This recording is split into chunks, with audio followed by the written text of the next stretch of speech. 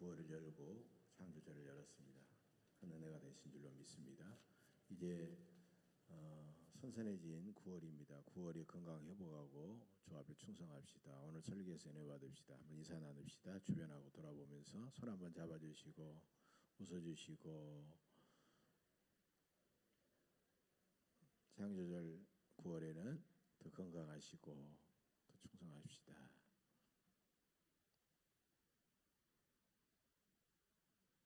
오늘부터 창조절이 시작됐는데요. 창조절은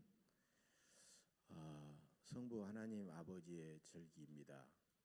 하나님 아버지께서 세상을 창조하셨기 때문에 창조주의 하나님의 이 주권, 그리고 그분의 사랑과 그 거룩한 뜻을 기억하고 고백하면서 하나님이 만드신 모든 대자연과 그 안에 있는 모든 인간과 작은 생명들을 사랑하고 돌보고 섬기는 그런 절기가 바로 창조절입니다. 그래서 오늘은 하나님께서 창조하신 생명의 신비와 경외에 대해서 은혜를 나누고자 합니다. 생명에 대한 경외, 이것은 평생 아프리카 주민들을 섬겼던 알버트 슈바트 박사가 늘 주장했던 그런 말입니다. 목사의 아들로 태어난 슈바이처는 어린 시절엔 상당히 짓궂은 개구장이었다고 합니다. 그래서 강에 나가서 낚시질도 하고, 그다음에 덫을 놓아서 새들도 잡고, 이걸 아주 재밌게 지냈다가 어느 날 강에서 낚시질을 하는데 낚싯바늘에 걸린 물고기가 피를 흘리고 있는 그 모습이 너무너무 불쌍해서 그다음에 그 고기를 놓아주고 다시는 낚시질을 하지 않았다고 합니다. 아마 하나님께서 주신 마음이겠죠. 그래서 나중에 슈바이처는 박사학위를 4개나 받았습니다. 음악 박사, 철학 박사, 신학 박사, 의학 박사 4가지 박사학위를 가졌지만, 얼마든지 이 땅에서 호의호식할 수 있었지만은 저 어두운 검은 대륙 아프리카 봉고의 람바라나라고 하는 곳에 들어가서 평생 동안 90세 중반까지 세상을 떠나기까지 참 이웃들을 섬기고, 그다음에 작은 어린 생명들을 정말 사랑하면서 평생 주님 앞에 충성했던 위대한 20세기 성자가 바로 알버트 슈바이처 박사입니다. 여러분, 이 시대에 가장 큰 화두가 뭐겠어요? 물론 뭐 경제가 어려우니까 경제일 수도 있고, 또 남북관계를 보면서 평화일 수도 있고, 하지만 가장 본질적이고 중요한 화두는 생명이라는 겁니다. 생명. 결국 경제도 평화도 다른 것도 생명을 살리고 생명을 풍성하게 하기 위한 것이다라는 것을 알 수가 있어요. 생명이 얼마나 신비하고 생명이 얼마나 존귀하고 생명이 얼마나 우리가 경외할 대상인가를 알아야 되는데, 그걸 잘 모르기 때문에 얼마나 많은 우리 주변의 사람들과 우리 주변에 있는 수많은 작은 미물들, 생명들이 병들고 쓰러져 가고 있는지 우리는 그 현실을 목도하고 있습니다. 예수님은 요한복음 10장 10절에서 당신이 이 땅에 오신 목적을 분명히 말씀하셨죠. 내가 온 것은 양으로 생명을 얻게 하고 더 풍성히 얻게 하려는 것이다. 그래서 예수님은 하나님 아버지가 창조한 모든 생명이 병들고 오염되고 병들고 죽어가는 것을 안타깝게 여기고 하늘 보좌를 버리시고 이 땅에 오셔서 당신의 생명을 버리면서까지 그 생명을 살리려고 하셨던 것입니다. 오늘 본문 28절입니다.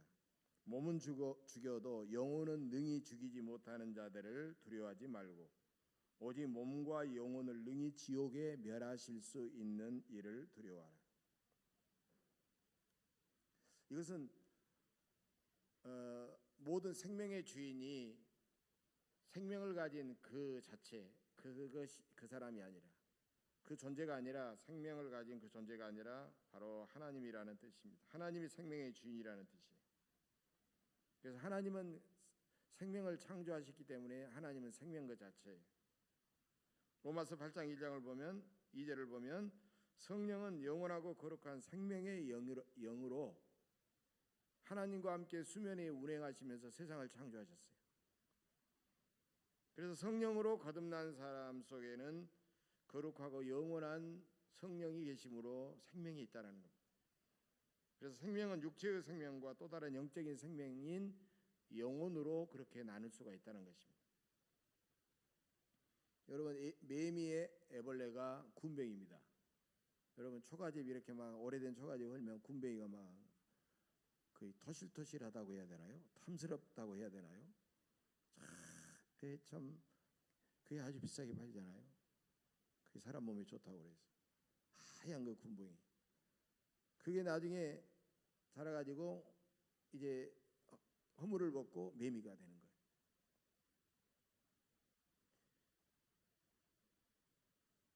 군뱅이가 허물을 벗으면 매미가 되듯이 땅에 있는 우리의 육체의 생명은 그 육체의 생명으로 다 하는 것이 아니라 나중에는 하나님과 함께 누릴 영원한 생명, 그 영혼이 누리는 삶에 대한 이전 단계라는 것입니다. 그래서 예수님은 몸은 죽여도 영혼은 능히 죽이지 못하는 자들을 두려워하지 말라라고 말씀하신 거예요. 왜? 생명의 주인은 하나님이시기 때문에. 군뱅이가 죽으면 매미도 없습니다. 매미가 나올 수가 없죠. 그러나 우리의 육체는 죽어도 전혀 새로운 생명을 하나님 안에서 덧입게 된다는 것이에요. 현대과학은 생명의 그런 신비를 온전히 밝혀낼 수가 없습니다. 생명은 과학이 규명할 문제가 아니에요. 생명은 바로 영적인 문제요. 어떤 과학이 그것을 증명해낼 수 있는 문제가 아니라는 것입니다. 그것은 바로 하나님 안에서 체험하는 영적 체험의 문제라는 것입니다.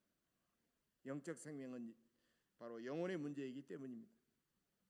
그래서 영혼이라고 하는 것은 육체의 생명과 영원한 생명을 연결해주는 고리가 됩니다.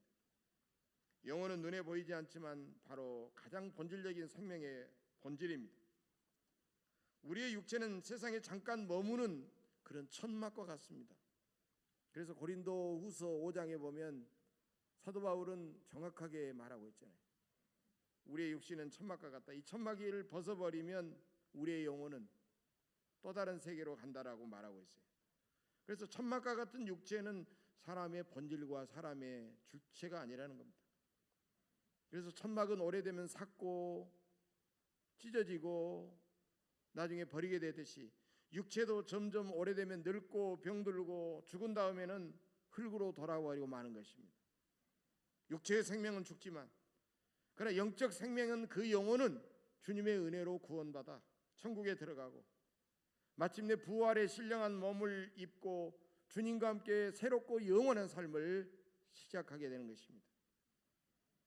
사람들은 자기에게 영혼이 있다는 것을 믿지 않기 때문에, 인정하지 않기 때문에 자기 영혼을 부정하거나 자기 영혼이 들어있는 자기를 우습게 여기거나 눈에 보이는 손에 만지는 육체를 위해서만이 많은 시간과 물질과 정력을 헛되이 낭비하면서 살아가고 마는 것입니다.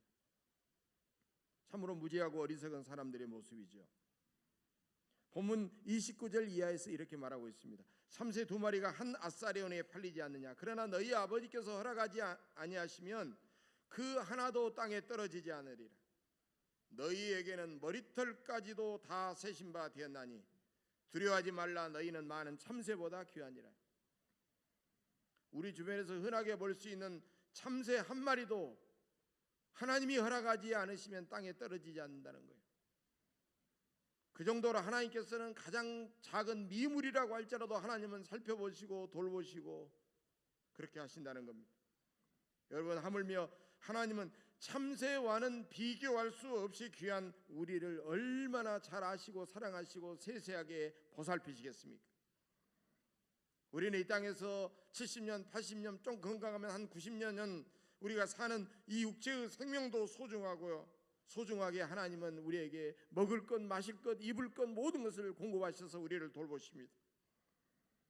그래서 우리의 육체의 생명은 영원한 생명을 결정하기 때문에 우리는 소중하게 이 땅에서 돌보면서 살아가야 되는 것입니다.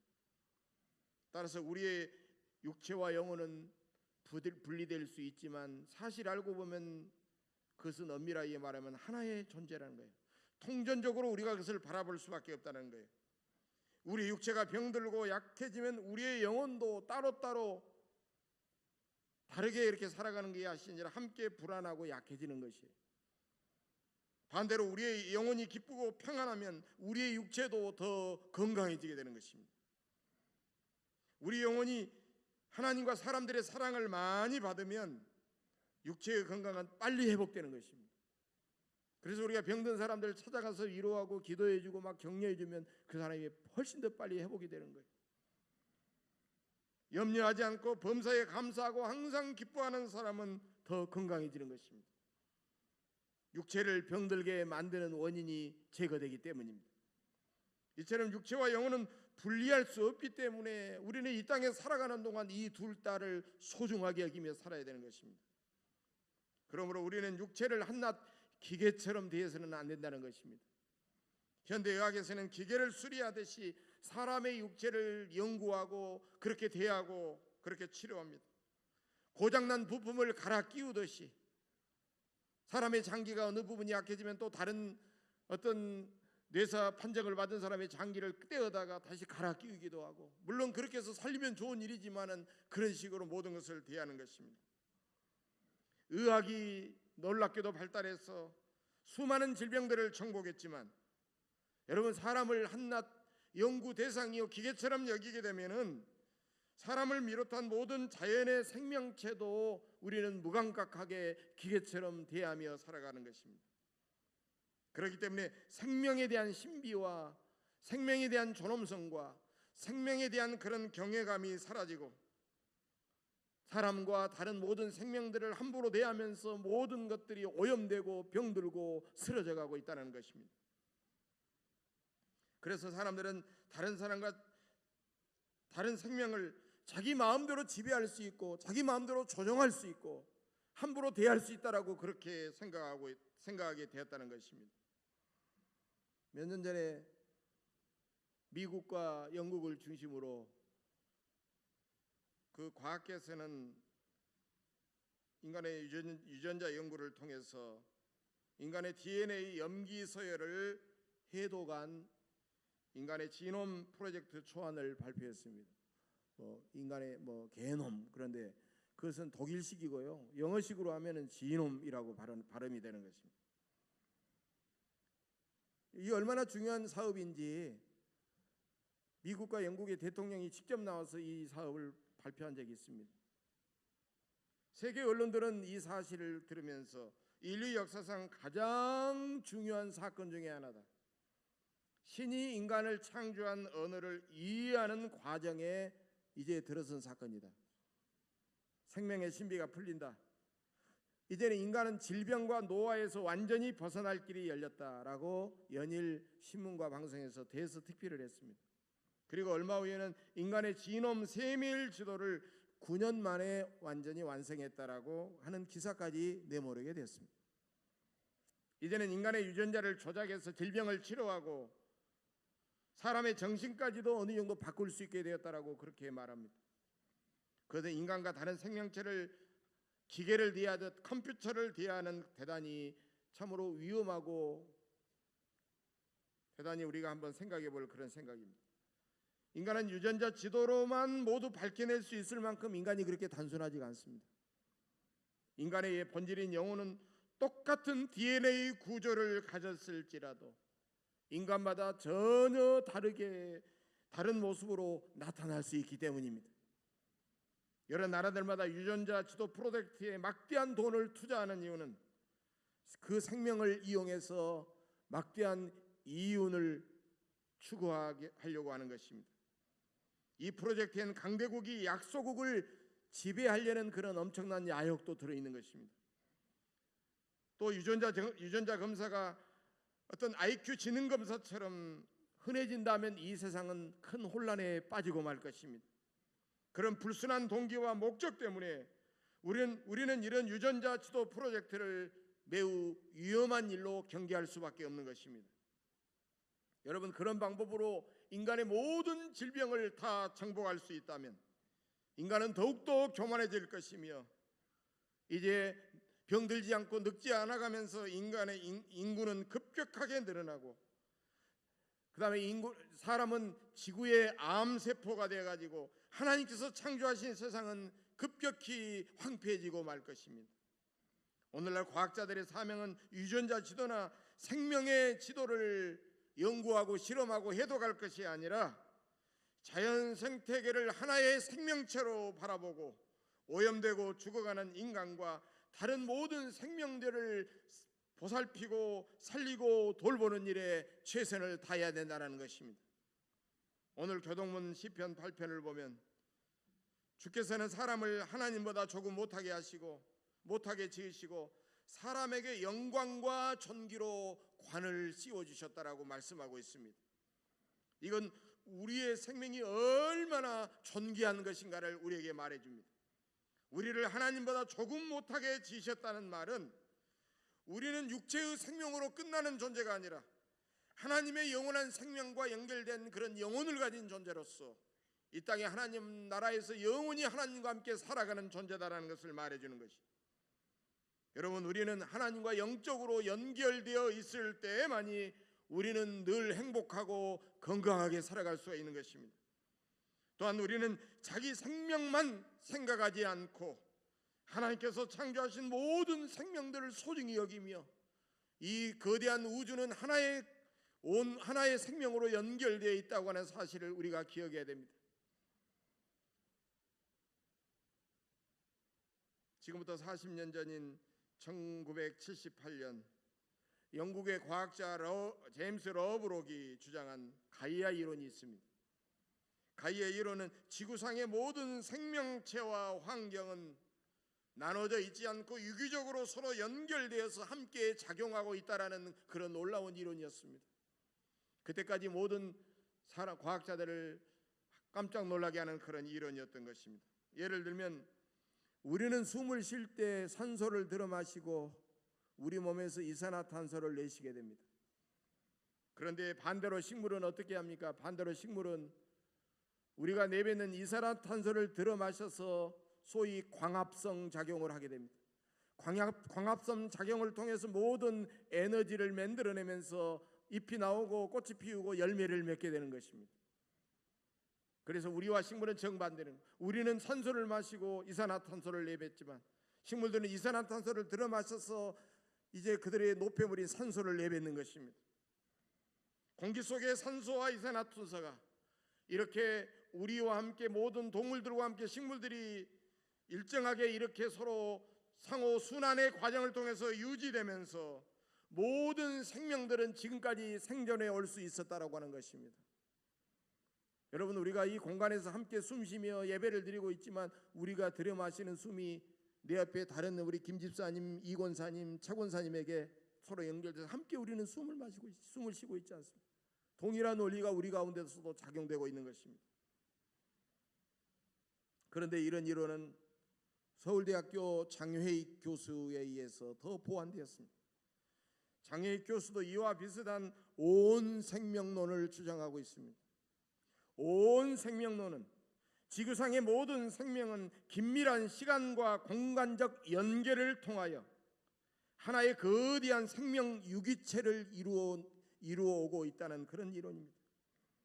여러분, 우리 몸에 작은 세포들이 모여가지고 각각의 지체들을 이루지 않습니까? 눈이나 코나 귀나 입이나 이런 지체들을 이루고, 이런 지체들이 떨어져 있지 않고 서로 유기체적으로 연결되어 가지고 우리의 한 몸을 이루듯이 지구상의 모든 인간과 하나님께서 창조한 모든 피조세계의 생명체들도 각각의 개체 생명으로서, 그것을 장애익 교수는 낫생명이라는 말을 쓰고 있는데, 개체 생명으로서 하나의 서로 유기체적으로 연결된 하나의 온 생명을 이루고 있다는 것입니다.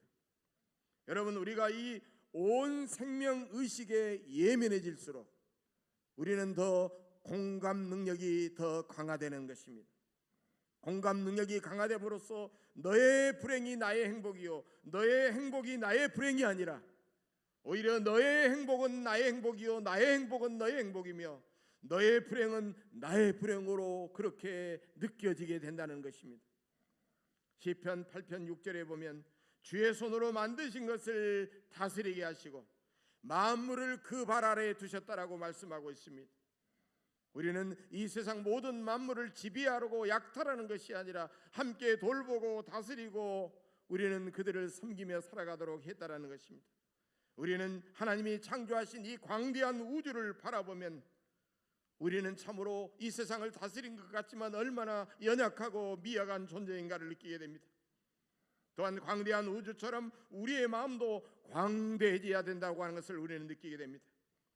우리에겐 오염되고 신음하는 자연 생태계의 모든 생명체의 고통을 함께 공감하면서 하나님께서 창조하신 이 세상을 아름답게 가꾸어야 될 사명이 우리에게 있는 것입니다.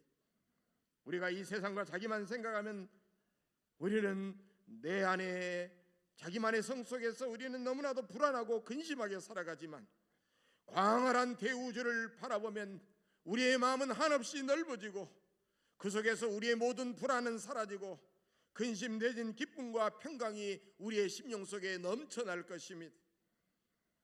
20세기 위대한 설교자 W.B. 힌센 목사님이란 분이 계십니다. 그분은 세상을 떠나기 1년 전에 몸이 좀 불편해서 의사를 찾아갔더니 의사로부터 이런 말을 들었습니다. 목사님, 이제 중병에 걸려 회복되기 어렵습니다. 이제는 준비하십시오. 이렇게 말을 했습니다.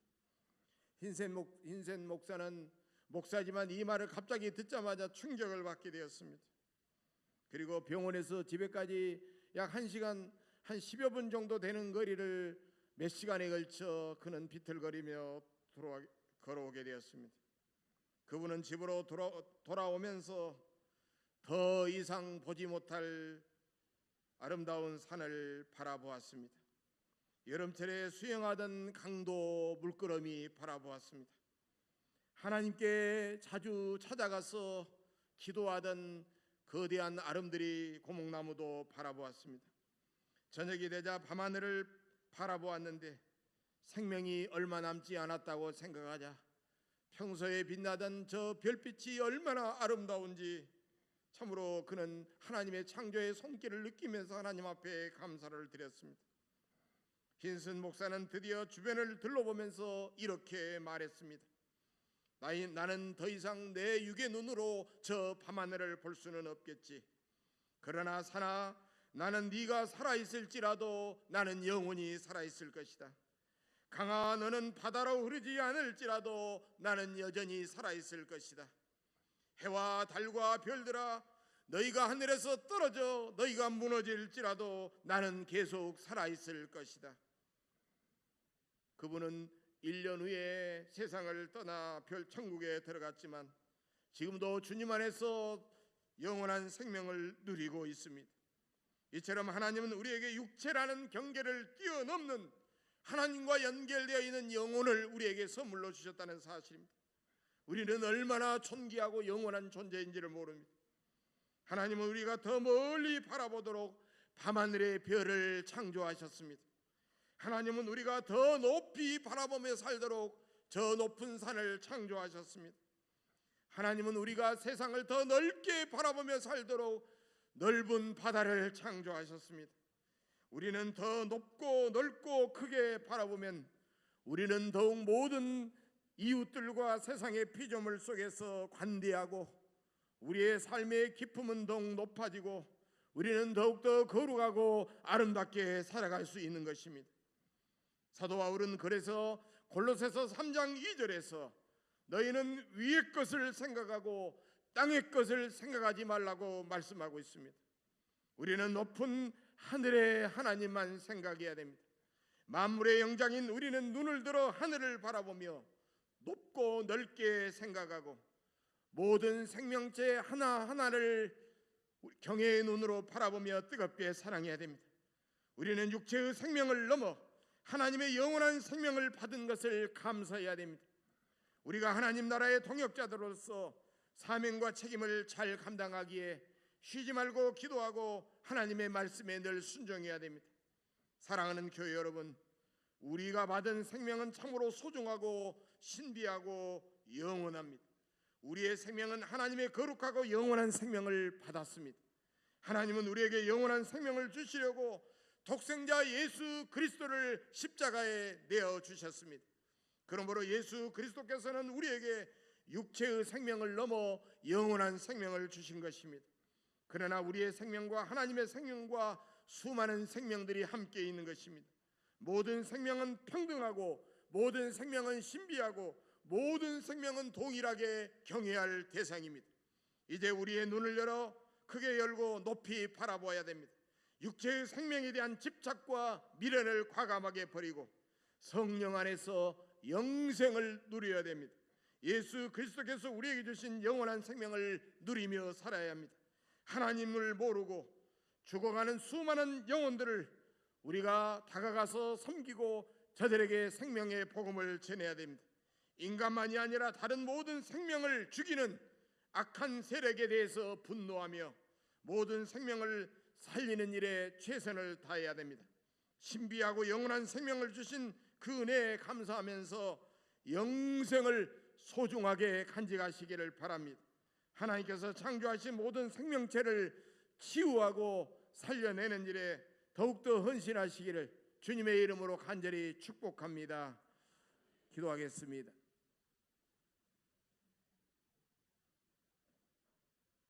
거룩하신 창조주 하나님, 우리 인간과 모든 피조물들을 창조하시고 지금도 사랑으로 섭리해 가시는 그 은혜에 감사를 드립니다.